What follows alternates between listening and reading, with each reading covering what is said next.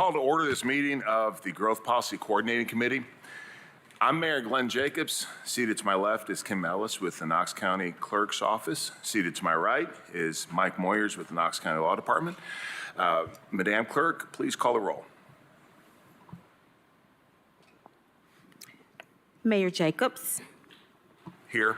Mayor Kincannon. Here. Justin Bailey. Here. Darren Cardwell. Here. Betsy Henderson. Here. Brodus Hubbs. Here. Sarah Martin. Here. Kelly Schultz. Here. Brian Simmons. Here. David Smoke. Here. John Williams. I understand John Williams will join us on Zoom.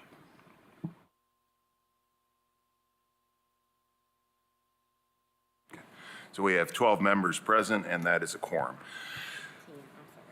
10, my apologies. 10 members present. I'd like to recognize the elected officials who are here in the audience. We have from Knox County Commission, Chair Terry Hill, Commissioner Richie Beeler, Commissioner Carson Daly, Commissioner Kim Frazier. Then also from the town of Farragut is Mayor Ron Williams and Vice Mayor Louise Pavlin. And we also have some members of the Planning Commission who are joining us here tonight. Did I miss anybody? No. Thank you all so very much for being here. We do have a change in the agenda tonight. Because of an error in the public notice in the media, this meeting is for informational purposes only and will not be considered one of the 2 public meetings required by state law for this committee. Everyone on the board here should have a new agenda in front of them. And at this time, I would like for Mr. Hobbs to please lead us in the Pledge of Allegiance.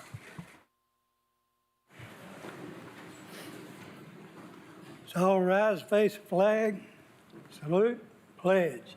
I pledge allegiance to the flag of the United States of America and to the republic for which it stands, one nation under God, indivisible, with liberty and justice for all.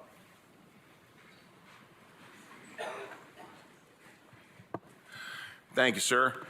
And at this time, could we please go around the table and have everyone introduce themselves and the organization that you represent here? Darren Cardwell with Hallsdale Powell Utility District, General Manager. Kelly Schultz, President and CEO of Knoxville Habitat for Humanity. Brodus Hubbs, Knox County Soil and Water Conservation District Board of Supervisors. Betsy Henderson, Chair of the Board of Education for Knox County. David Smoke, Town Administrator for the Town of Farragut. India Kincannon, Knoxville Mayor. Sarah Martin, owner of Open Door Architecture. Amy Nolan, Knoxville Chamber, and I believe I need to be recorded as present. I don't think I was on the roll call. Brian Simmons, developer with Simmons Property Group. I think everybody else got the microphone tutorial but me. Justin Bailey, CEO, Realty Executives. Well, thank you all for being here and thank you for serving on this committee. Next, we'll hear a presentation from Allison Foote with Kimberly Horn. As you know, Knox County made an effort to amend the growth policy plan in 2019. After that attempt, we heard what other legislative bodies and residents were asking for, and the results of that process have led us back here. Allison is here today to give us an overview of the draft comprehensive plan and the proposed growth policy amendments. Welcome, Allison. If you wouldn't mind coming up to the podium, please. Thank you.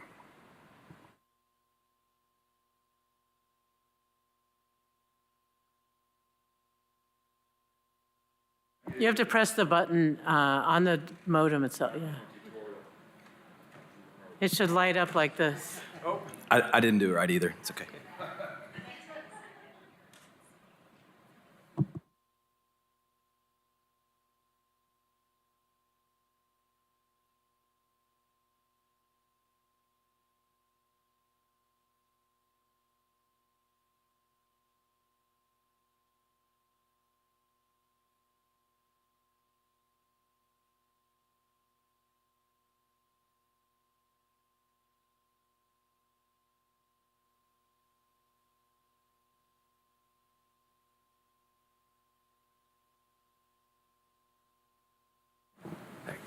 All right.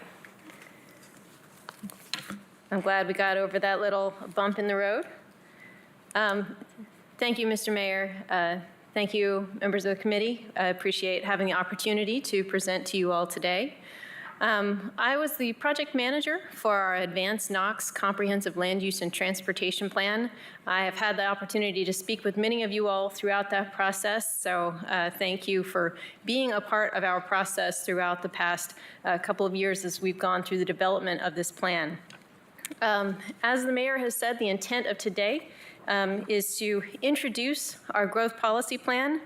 And on the next slide, we have an agenda that kind of goes through, we'll give you a little bit of background on the plan, as well as our land use and transportation recommendations, just a brief overview of those from the Advanced Knox Comprehensive Plan.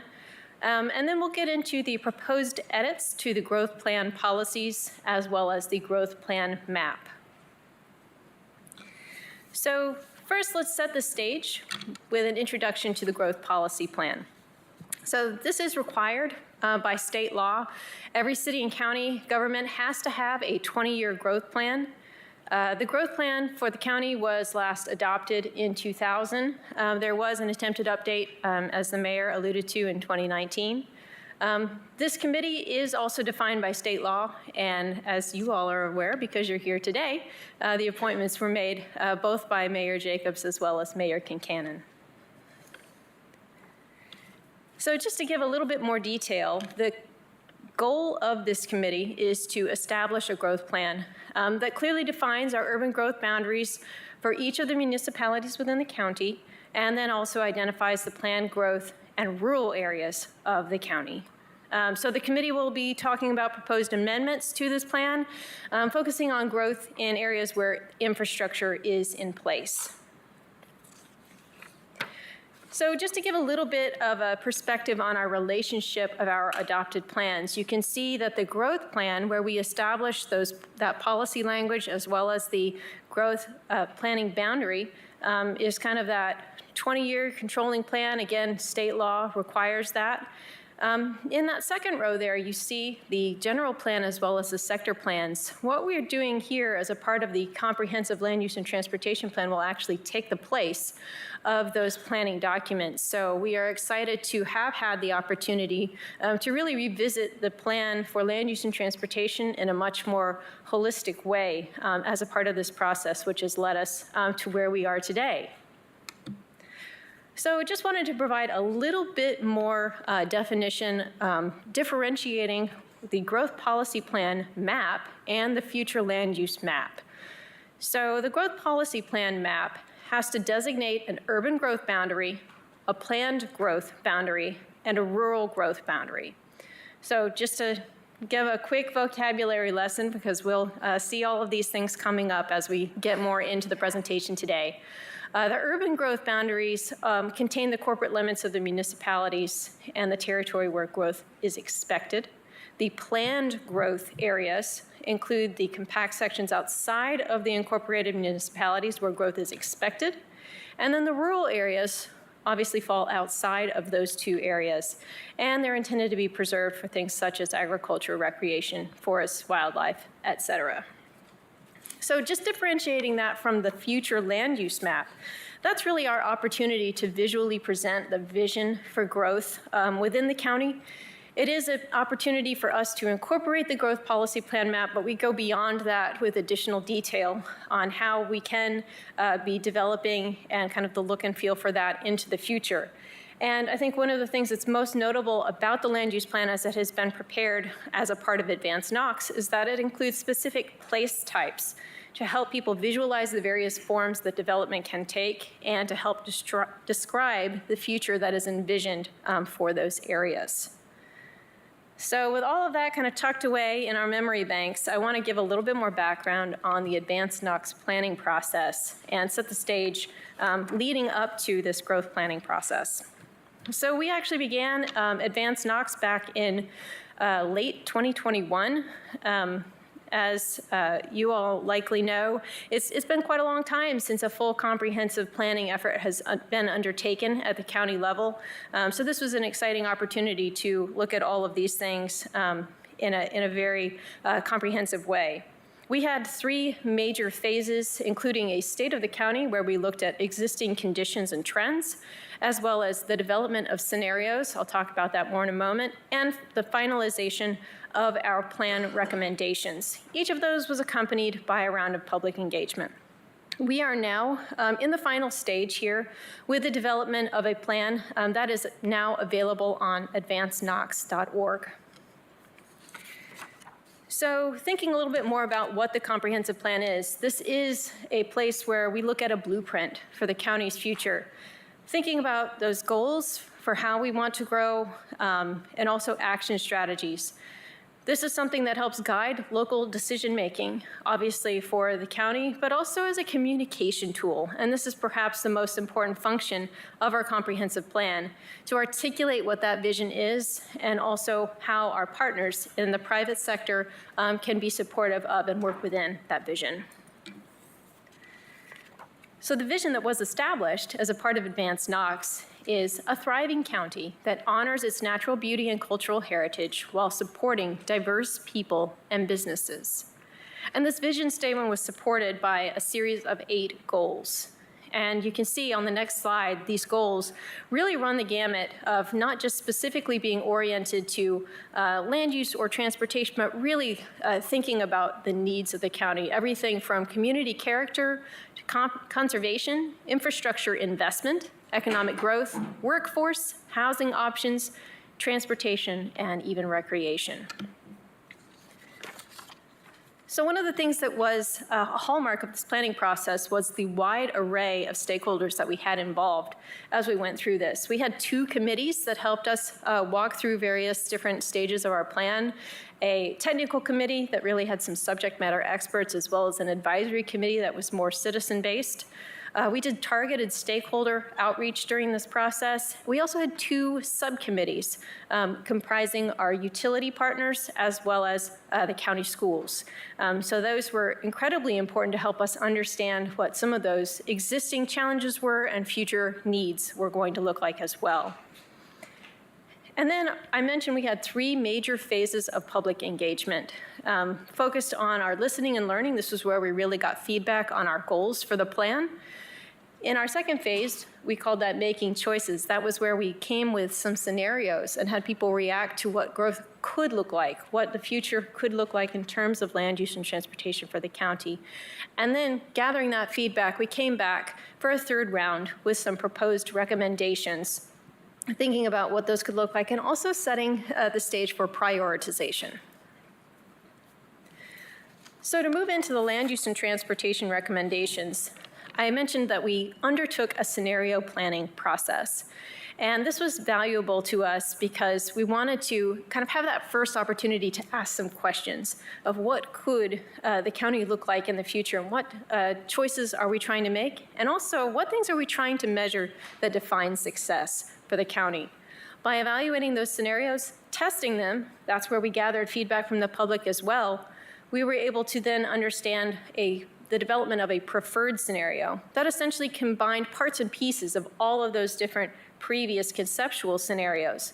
We measured those against some metrics that we had established that correlated with our planning goals, refined that based on some of the demand and the availability based on conversations with our school and utility partners, and that helped us arrive at a future land use map. And you can see in that future land use map something that I'm going to talk about here in a little bit, which is that our future land use map is organized by place types. And so again, those place types are an opportunity for us to provide more structure and definition about how we might be growing and structuring in the future. Our transportation recommendations, we looked at all different types, but you can see we categorize them here by safety, capacity adding projects, modernization projects, and what we're talking about there are non-capacity adding projects that are hopefully addressing some substandard issues on some of our facilities, and then also multimodal projects such as greenways. Something of note on this map is we have 21 different near-term projects identified. And this was really a hallmark of this plan that was unique from previous planning efforts, as we did look at potential available revenues into the future. We financially constrained our plan based on a prioritization effort that correlated back to some of those goal setting and public efforts that we had gone through. So we had 21 projects identified within that near term, as well as looking at some specific funding set-asides to help us advance some transportation infrastructure programs. One of the other things that was unique and beneficial to our process was thinking about fiscal impact. And this is where we were understanding the revenues that were being generated within the county as an impact of some of our projected growth, and then also the cost to serve for that growth.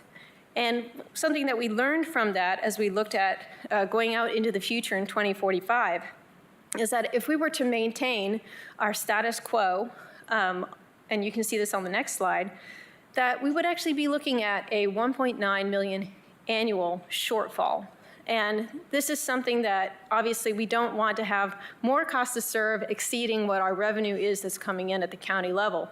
If we move toward that preferred scenario, which is where our future land use map is based within, we actually see a surplus resulting there so that our revenues generated do outpace our cost to serve for the types of growth that we're anticipating.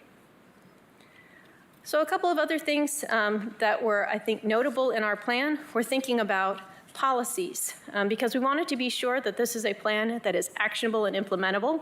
Some of that you saw through things like the fiscal constraint, and others you saw through these policy items. Now, this is intended to help us bridge the gap between what we're seeing in the comprehensive plan and the next steps that are being taken by the county with the creation of their updated Unified Development Ordinance. So these policies cover all of our different goal areas.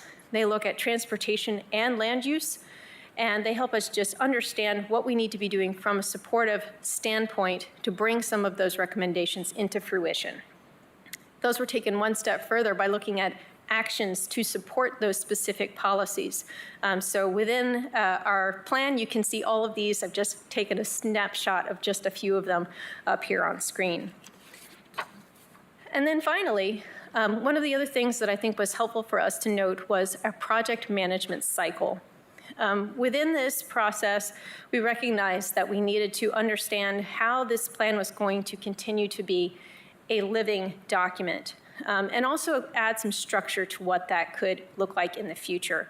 So you can see within this graphic here, which is included within our plan, both within an annual cycle, how we expect this plan to be revisited, and also within a 10-year cycle of kind of looking at the plan, evaluating the plan, and then ultimately coming in with a more significant update. So now I'm going to shift gears a little bit, and I'm going to talk to you about the proposed edits to both the growth plan policies as well as the growth plan map.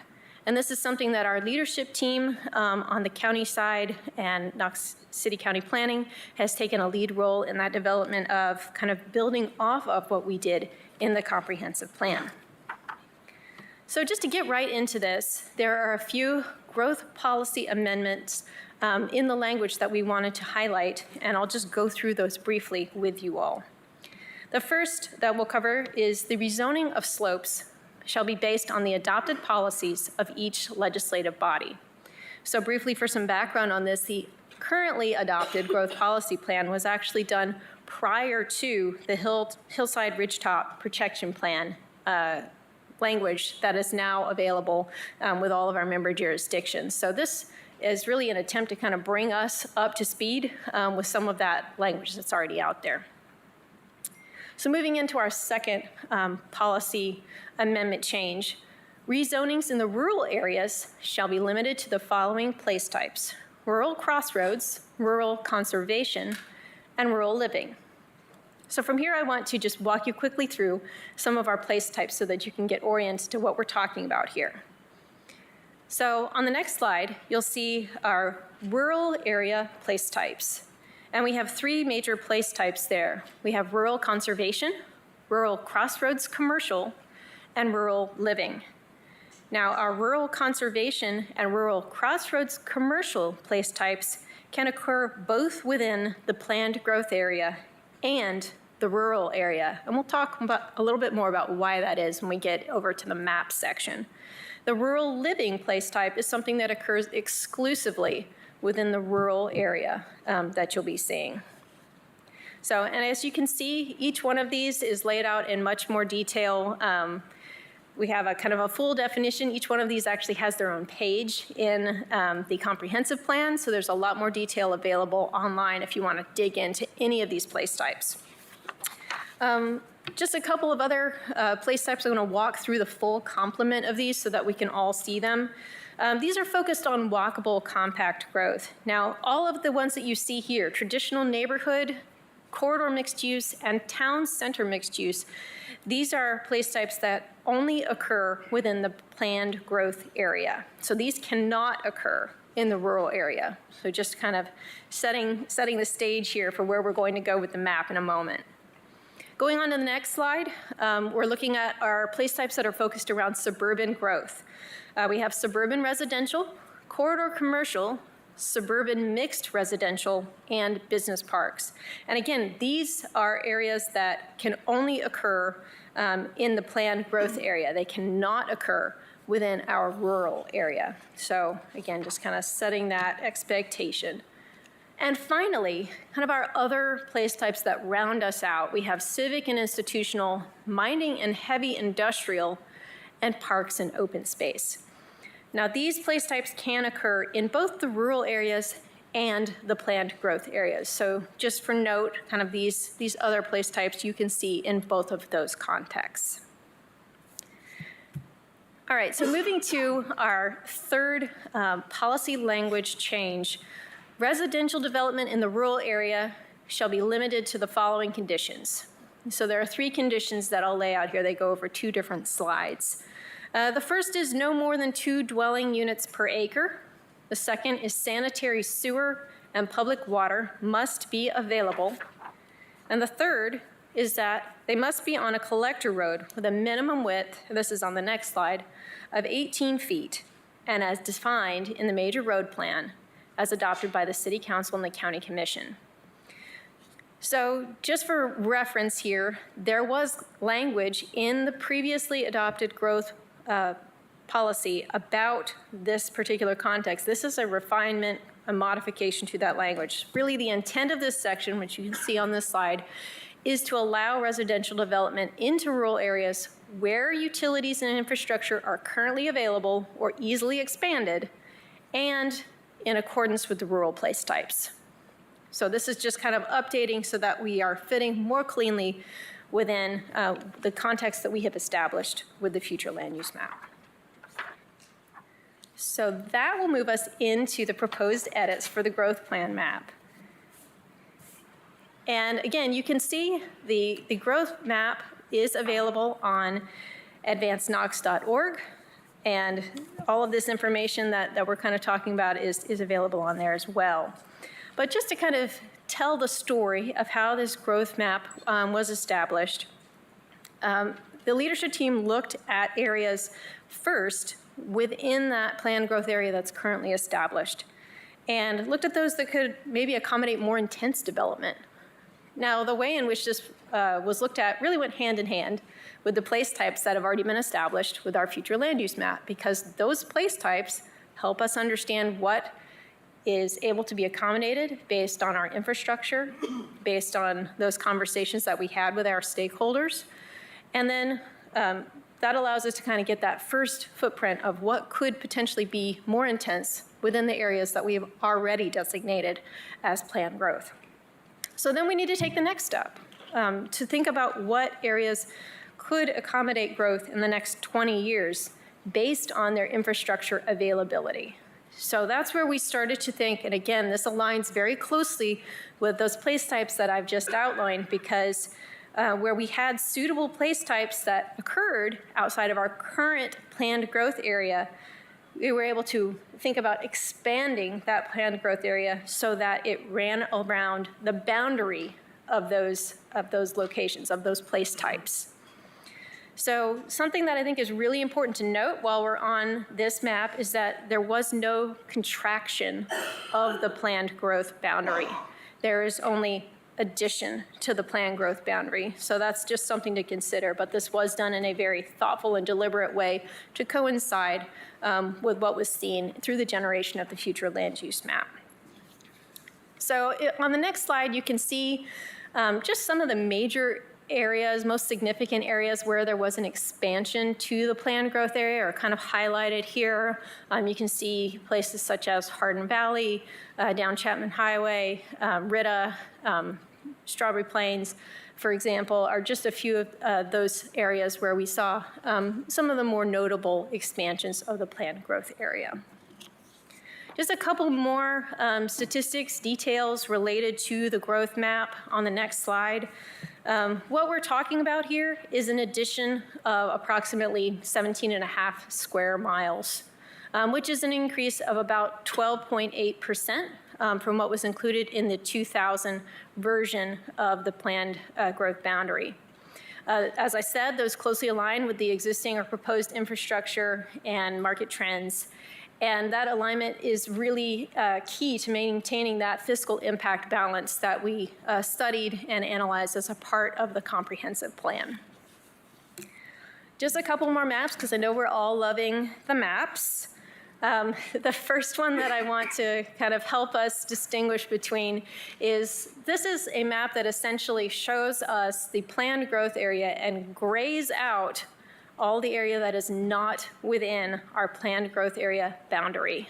So what you can see here, and I think this is notable, is I mentioned earlier on in our rural conservation and rural crossroads commercial place types that those can be located both within the planned growth boundary and in the rural areas. So if you look, and I know the legend is really, really small, but the light green is rural conservation and the light pink is the rural crossroads commercial. You can see that some of that is included here. In areas where we did not anticipate growth coming to that area or necessarily want to advocate for growth in that area due to infrastructure availability or suitability, those were areas that were most likely to have that rural conservation or rural crossroads designation. However, as we said, there was not an appetite to take those areas out of the planned growth area. And so they have maintained their inclusion here, but with that place type that kind of leads them to a more appropriate development scale to the infrastructure availability. Kind of looking at the inverse of this, you can see the rural areas that are outside of our planned growth area. So just to kind of set the point and counterpoint of those two maps. All right, so now we'll move on to our next steps. So this is our first meeting for the Growth Policy Committee. The mayor has outlined the path forward in terms of continuing to meet and discuss this process. I will note that the website is a great resource for everyone to take a look at all of the supporting materials that are relevant to this discussion for the Growth Policy Plan. It's advancedknox.org/GPP. So that's where you can go specifically to get the information about the Growth Policy Plan. You can just go to advancedknox.org if you're looking to get information about the comp plan or about the process that fed into what we did for the comp plan. I'll also note that on the Growth Policy Plan site, there is an ability for members of the public to offer comments and also view comments that have been left. So with that, I'd like to thank you all for the opportunity to present this evening. And just real quick, Allison, I know you didn't have time to update your PowerPoint, but the first meeting now is not tonight, October 24th. We're going to have to add a meeting to that, so just want to reiterate that. Are there any questions for Allison from the committee?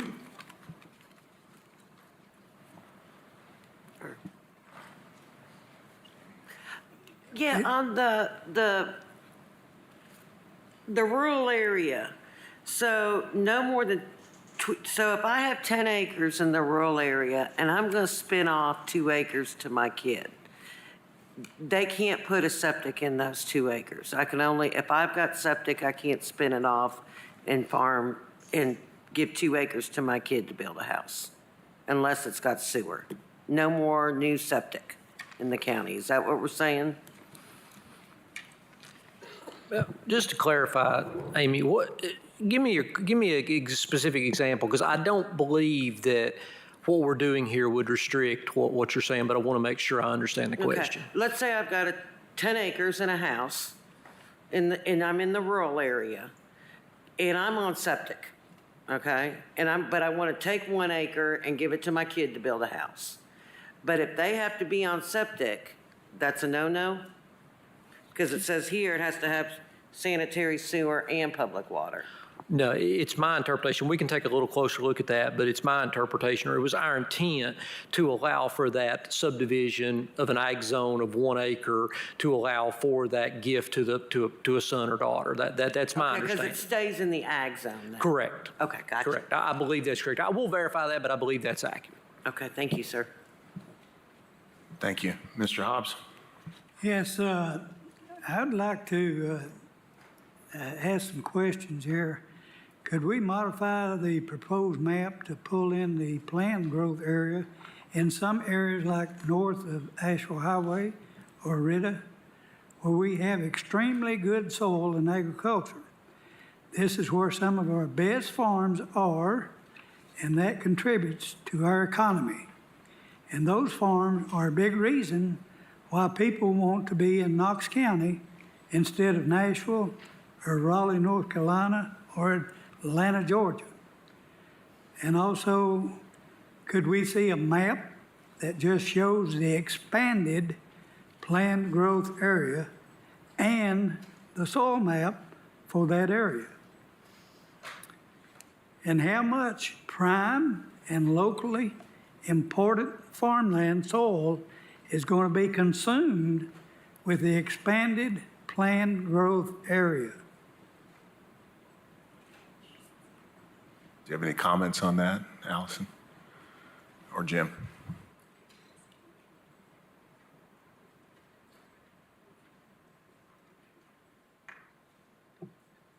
Sorry, Mr. Hubbs, I have bad hearing. Yes, we can get that for you, sir. All that information you just asked for, we can provide you that information at the next meeting, or this body at the next meeting. Also, all of these maps that we have are very, very small, and it's hard to determine where these boundaries are. I was wondering if this committee could not have larger maps where they could see actually where it is defined in the planned growth area. Yes, sir, we can do that. And one other thing that is the slider map on the website. We have a tool that just got released today that'll help in that too, Mr. Hubbs. It essentially allows you to slide, and on one side of the screen is the old map and one side of the screen is the new map, and you can zoom in parcel level. So if someone wants, after you look at that, if you still want paper copies, we can give you full-size maps, but I think that slider map will be a big benefit also. Well, I would like to have a full-size map to where I can see that. We'll be glad to get those for you and anyone else that wants them, sir. Did you say slider? Okay. I couldn't decide whether it was slider or spider. Slider. It's slider. It's a slang. I'm sorry, ma'am. That's okay. Thank you. And also another question is, why are we putting rural conservation place types inside the planned growth area? I'd like for someone to explain to me what is the implication of extending the planned growth area to property that is tentatively designated rural conservation in the future land use map. If that property is in the planned growth area, can the place type be changed to something like suburban residential or a corridor commercial? Are there restrictions on changing it if that parcel is prime agriculture land?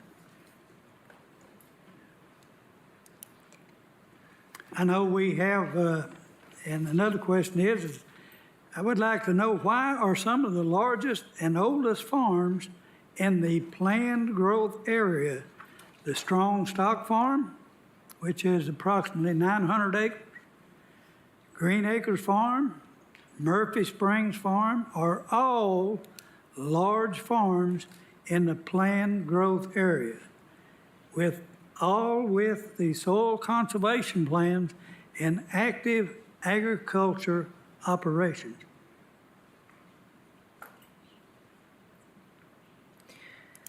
So I think I can tackle the first part of that, and then I may want to get clarification on the final part of your question there. So I think the first part of your question was regarding the inclusion of rural conservation within the planned growth area.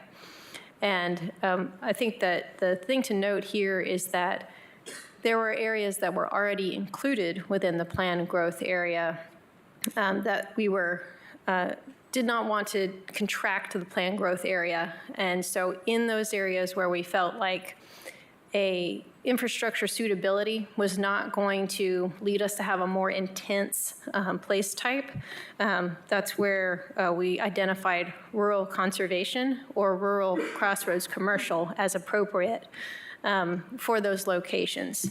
And so, again, this is still providing an opportunity for growth, but kind of growth within that vision for what that place type envelops. And if I could get a little bit more clarity on the large-scale farms portion of your question, just to make sure we understood that properly.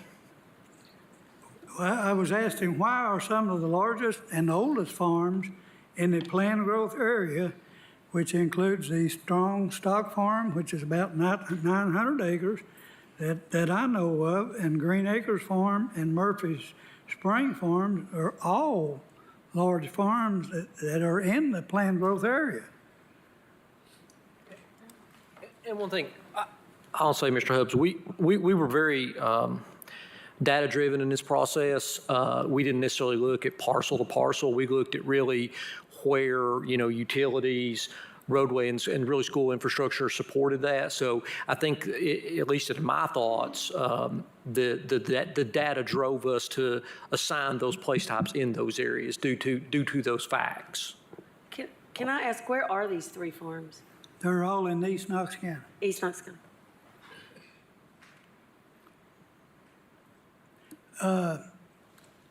I don't know whether this group is aware, we used to have multi dairy farms in Knox County. Do you know how many we've got left? One.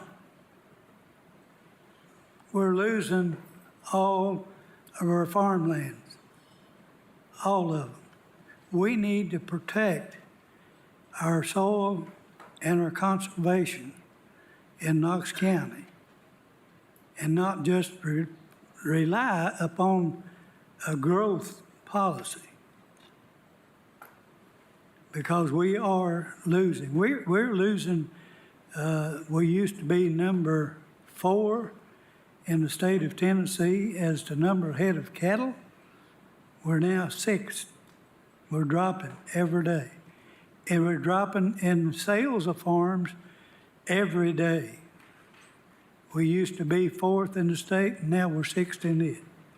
So we're dropping and losing our farmland, and which is something I would not like to see happen, because I am a farmer myself. I've been farming since 1965, and we need to conserve our resources.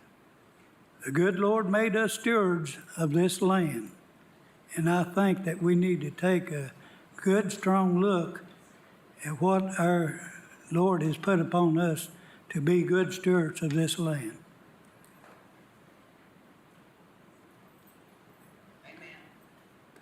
Mayor?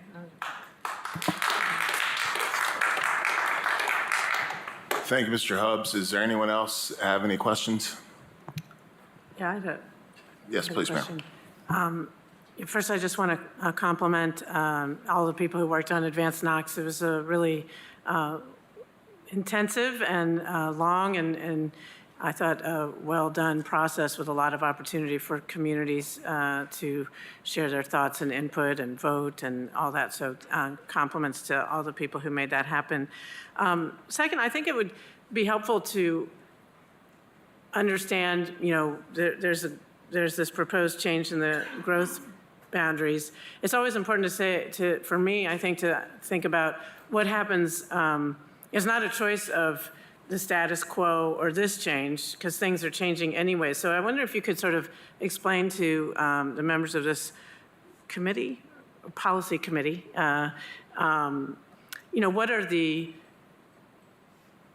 what happens, what's happening now, because things are changing now, and how can we meet the criteria and some of the values on slide 23 about ensuring the development is sensitive to existing community character, infill and redevelopment along existing spaces with infrastructure. So some of that's not happening right now. And how would this help? And if we do nothing, also what happens? I'll take a first approach at answering that, Ms. Mayor. One of the things that I think we began with in the advanced Knox process was initially through that state of the county to understand what the projected growth was coming to the unincorporated portion of the county. And I think that your point is well taken in that the expectation is that regardless of whether a change is made with the future land use map and the transportation improvements that are recommended here, that growth is going to continue to be a pressure for the county. And we are expecting, I forget what the number was it 80,000? 70,000 people coming to the unincorporated portion of the county within the next 20 years. And so it's a very large number. And so what we did is we moved into that scenario planning process. So we actually started with a status quo, kind of business as usual scenario. And the intent of that scenario was to look at the land use plan as it currently stood and kind of play that out and see what things would look like. And you saw one of the outcomes of that in the slide that I showed about fiscal impact, which helped us understand if we were to grow at the rate or in the method, I suppose, that we are currently growing, that is financially unsustainable for the county. And there are other challenges, I think, that we saw emerge as well coming out of that in terms of just the way in which that growth was occurring in locations through the county. So the intent here was really to embrace the goals that were identified and to understand, are there ways that we can be more deliberate, that we can be more forward-thinking in using the information that we gathered about our infrastructure, both now and into the future, to take that into consideration. And that's how we arrived on that preferred scenario. And one of the things that some of y'all have probably seen in previous presentations is that we actually went through and did a data analysis on all those scenarios and said, how are we performing against each one of these different metrics that we've said are important to us that relate back to these goals? That preferred scenario that our future land use map stems directly out of performs as well or better as every scenario that we studied, which includes the status quo. So that was really important to us to make sure that we were holistically examining that and kind of moving to the future land use map in an informed way.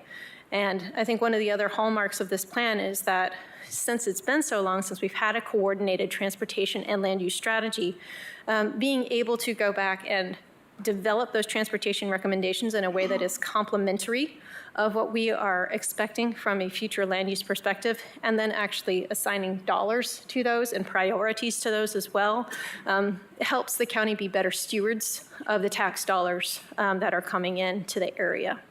So I think all of those were kind of key considerations that we were thinking about. Anything you want to add?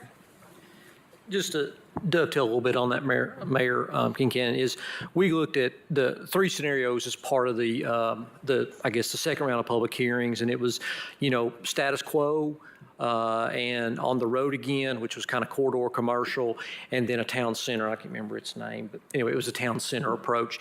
And the public pretty much resoundingly didn't want the status quo.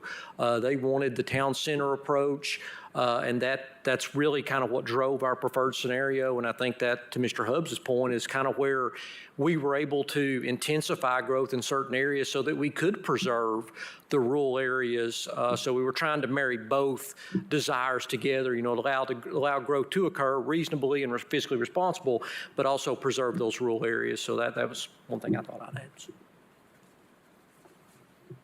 Thank you, Mayor. I didn't see it in this presentation, but Jim, I have seen some acreage that if we continue the status quo, we end up with a bunch of sprawl, and we see a lot less acres that we could consider rural or in conservation. Could you speak to that for a second, please?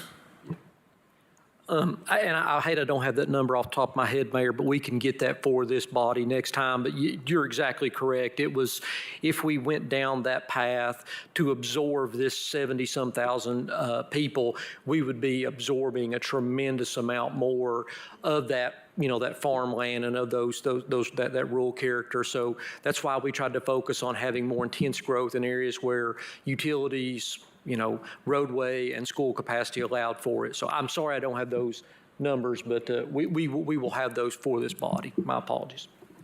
Thank you. Any other questions or comments? Mayor, if I Yes, could. Mr. Smoke? I just want to say I appreciate both you and the county commission going through this monumental task, trying to come up with a land use plan for the entire county. It's a large endeavor, and it's been a good endeavor, and I appreciate being a part of it throughout the entire time. I had a couple of technical questions regarding some of the recommended language changes. Is now an appropriate time to ask those, or should we get with you afterwards and discuss with staff? I think let's put that in the next meeting, since this is not an official meeting. This is probably something we'd want to do at that meeting. It's more informational, but thank you. Yep. Great, thank you so much. We appreciate you, Allison. And I would be remiss also if I didn't thank everyone who's involved in this process, including Kimberly Horn, our folks at Engineering Public Works, Planning Commission, Mandy Benedict from my office. This has been a monumental task, and it's been a couple years in the making, and something that we've been focused on quite heavily over the past 2 years. So thank you all very much for your work on this. So next is public forum. Individuals have 3 minutes to address this body. Please, when you approach the podium, please state your name and county of residence. And as I said, you have 3 minutes to speak. And also, please limit your topic to this particular issue. This is not Planning Commission, it's not City Council, it's not not County Commission. So just to the issue of the amendments for the new growth policy plan, as well as anything that has to do with the map. Up first is Sharon Boyce. Sharon, would you please approach the podium and state your name and county of residence? Thank you, and you have 3 minutes.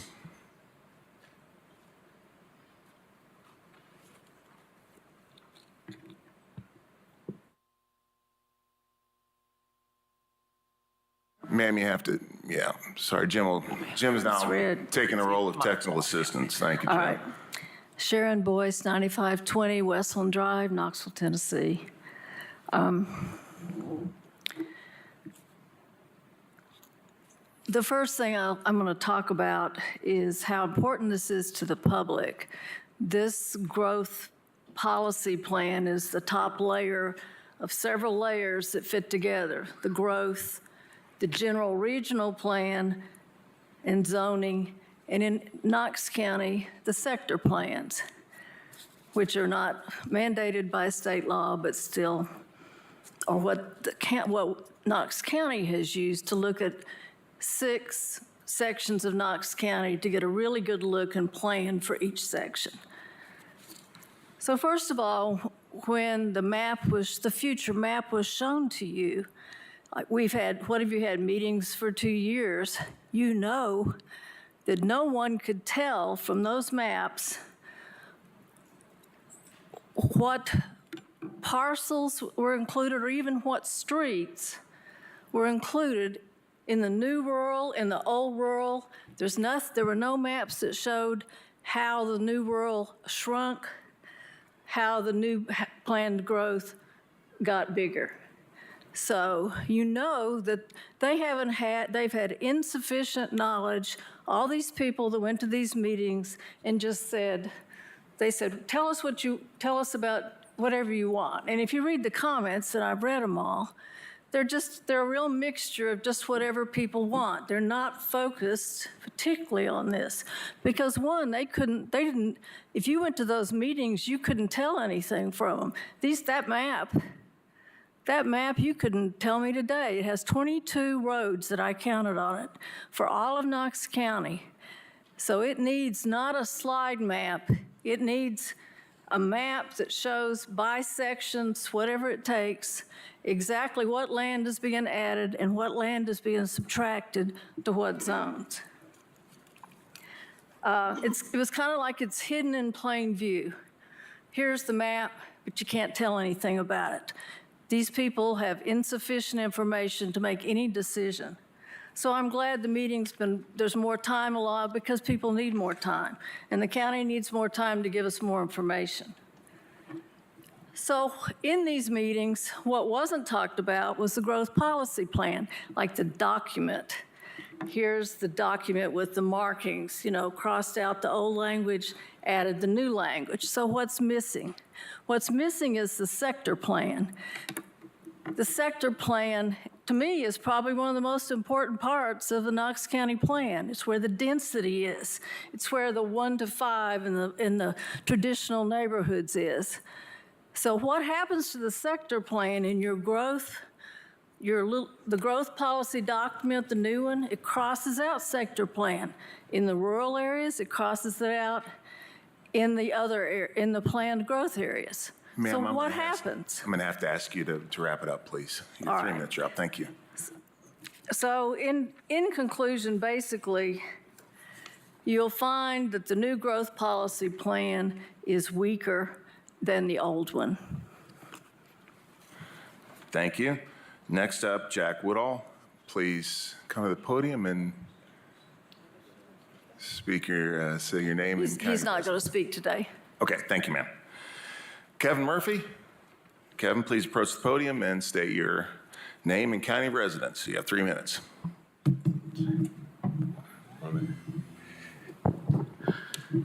Thank you, Mr. Mayor. Kevin Murphy, Knox County.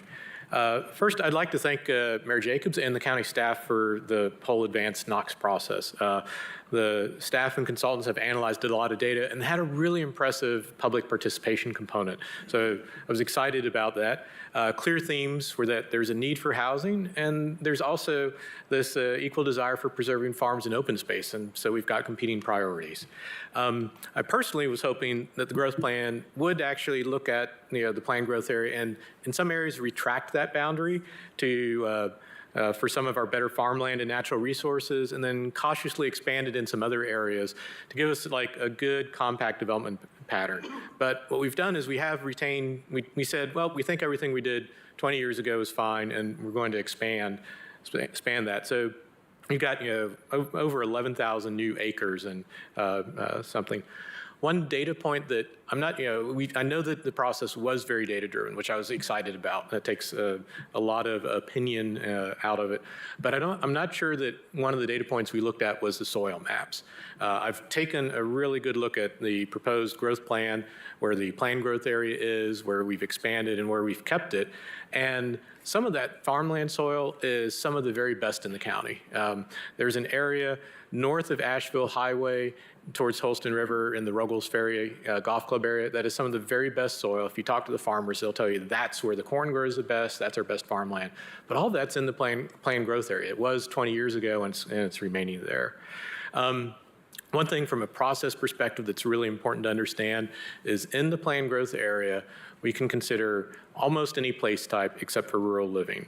It could be suburban residential, corridor commercial, or business park. I think they've done a very good job on the future land use map of suggesting what these place types should be. But those place types aren't guaranteed. They can be changed during the adoption process, and then they can be amended in the future. So if you're rural conservation today, if somebody gets, if somebody wants to, they can apply to get that changed. And if they can, it really comes down to if they can get a majority on county commission, that place type can change. So if it's in the planned growth area, it is up for, you can play basketball with that one later on. So, and that's really important. Finally, I wanted to point out that up in the Gibbs and Washington Pike area, there's there's almost 6,000 or more than 6,000 acres of proposed expansion. The main access corridors are Washington Pike and Tazewell Pike, potentially Roberts Road to get to Rutledge Pike, and Emory Road. I looked in Tazewell Pike and Washington Pike, don't have any projects listed in the Advanced Knox Prioritized Project list on the TPO TIP or the Mobility Plan 2045. So there's a lot of capacity infrastructure that would be needed to accommodate that. I thank you all for your time. Thank you, Mr. Murphy. Larry Silverstein, please approach the podium and state your name and county of residence. You have 3 minutes, sir.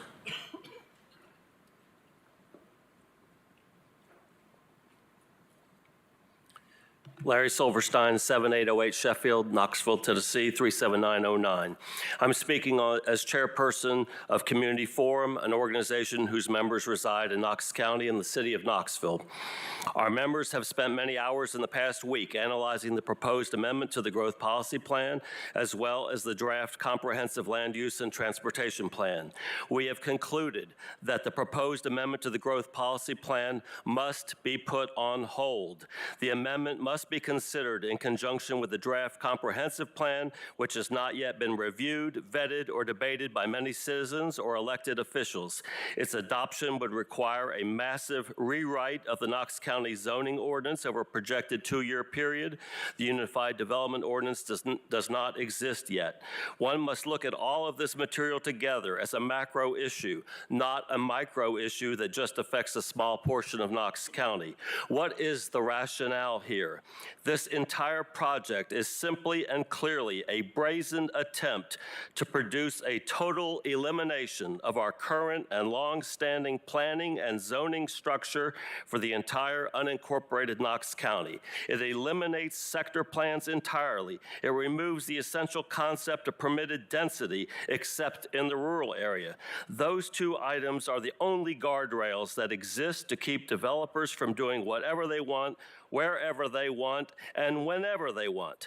This change denies property owners the currently afforded protection against harmful adverse impact on properties and neighborhoods. It requires total trust that developers will do the right thing. Advanced Knox has always had a hidden agenda. It is to exclusively benefit the developers who don't want government regulation or public interference. We attended all the public meetings and made our comments. All the discussion and public comments from Priorities Week, Choices Week, Scenario Planning, and Ideas Week was about protecting hillsides and ridgetops, improving infrastructure like unsafe and overcrowded roads and inadequate sewers, requests for additional schools, parks, and greenways, and having infrastructure in place before development were common. Concerns about existing flooding and traffic congestion were common.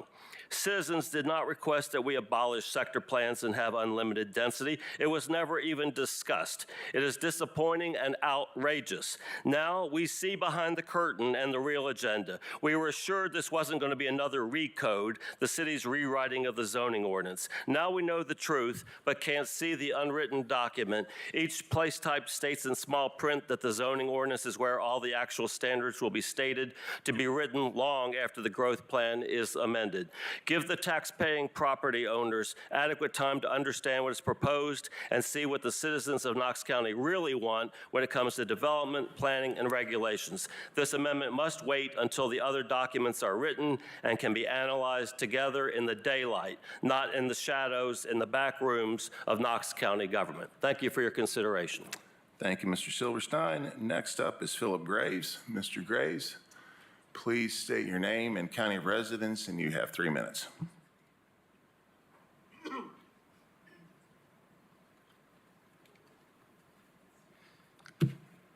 Philip Graves, Knox County.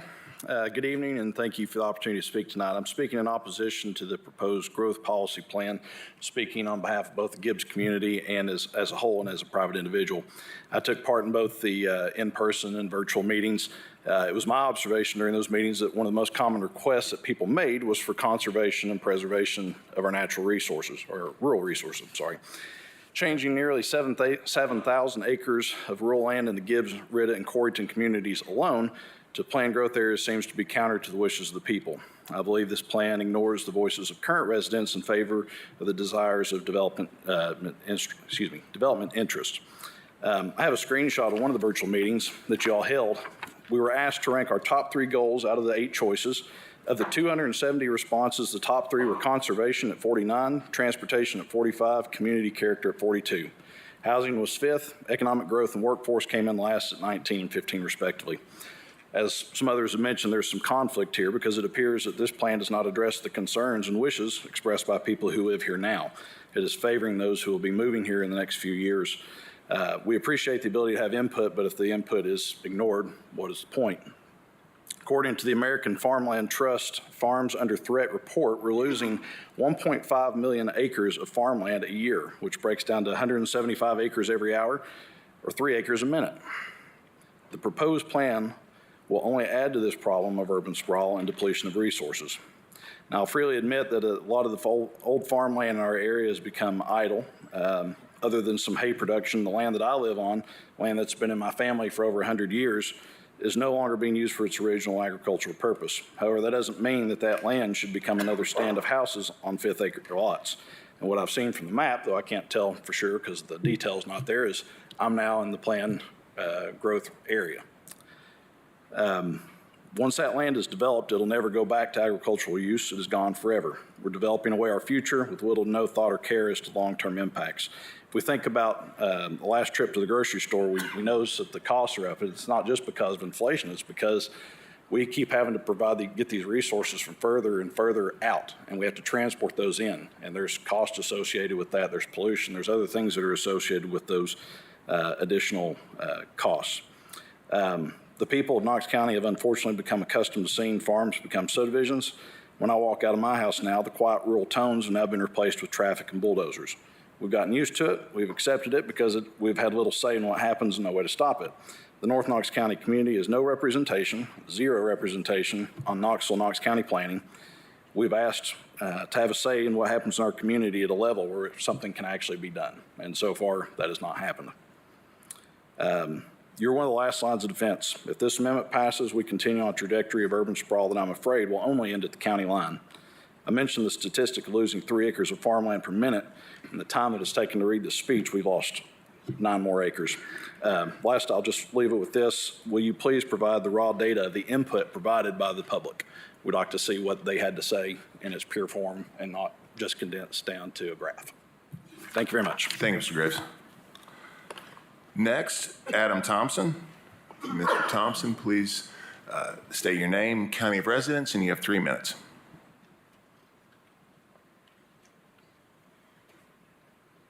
Adam Thompson, Knox County.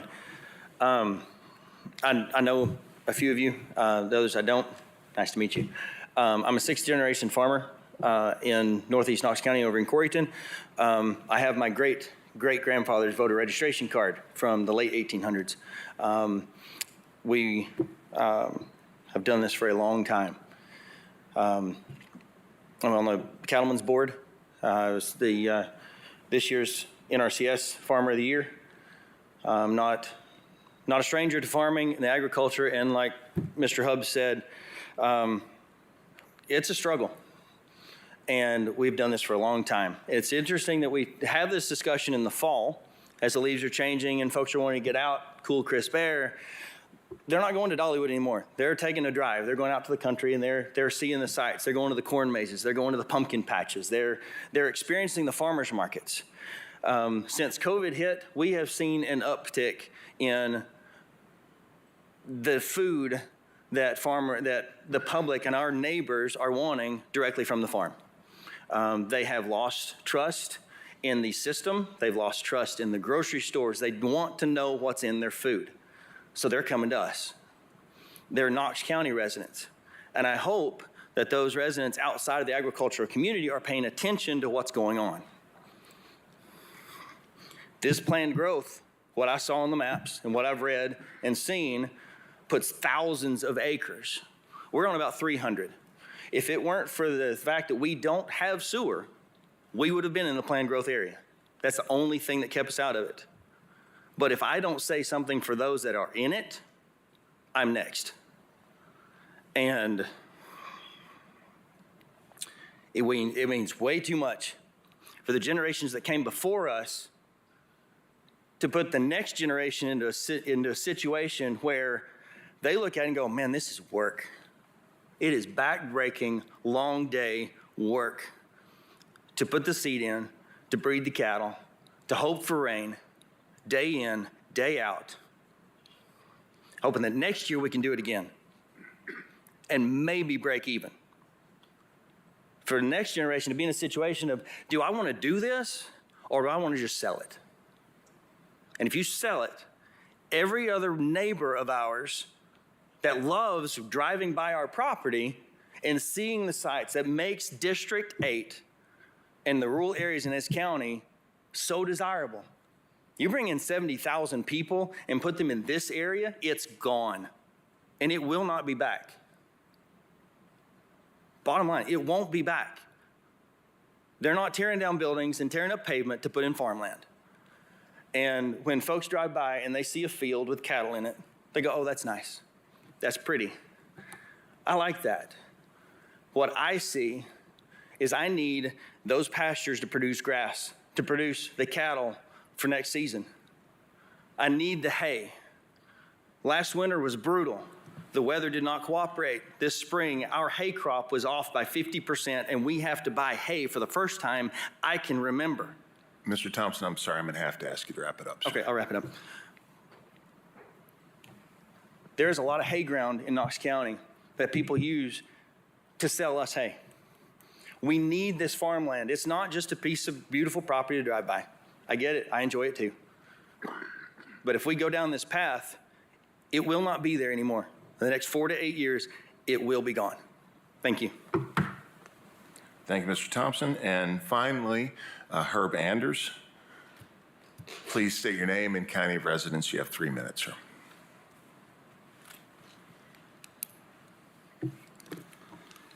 My name is Herb Anders. I live in the Ruggles Ferry community in Knox County. I want to thank this committee and their efforts to work on our planned growth here in Knox County. I'm here representing the Ruggles Ferry community, which is bordered by Asheville Highway, Andrew Johnson Highway, and the Holston River. We, in that community, there are about 850 families in that community. They live on approximately 6,000 acres. And it has been mentioned several times as some of the most fertile farmland in this county on both sides of that river, Strong Start Farm being one of them. And the importance that this community places on the rural character is something that doesn't need to go unnoticed. The 850 plus homes in that community make up this rural character. Many of the properties are generational families that have lived on this property for multi-generations. And many of them are farmlands. There are several over 100-acre farms that are working farms. They're not just to look at and to enjoy from the roadway. The rural character is important to the residents. Important enough that during the redevelopment of Midway Business Park, our government officials and planning folks saw fit to mention the conservation of the rural character of the Holston and French Broad corridor in this 2012 plan. And if you're a member of this committee and you haven't reviewed that plan, I would ask you please look at that 2012 plan, and it describes at that time what the desire of our government was to maintain the rural character of certain areas. And I would ask you to please look at that. Portions of this community is in the planned growth area. And if I saw that map correctly, there's plan to expand that area in the Ruggles Ferry community. And I would ask that that be reconsidered, that no expansion, if not, be shrunk in that area.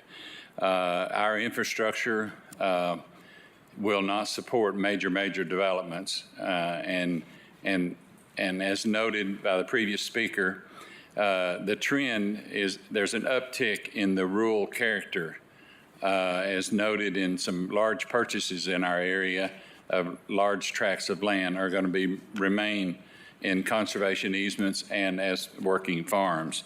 And I would ask that this committee consider placing that entire area, Asheville Highway, Andrew Johnson Highway, and the Holston River in the rural designation.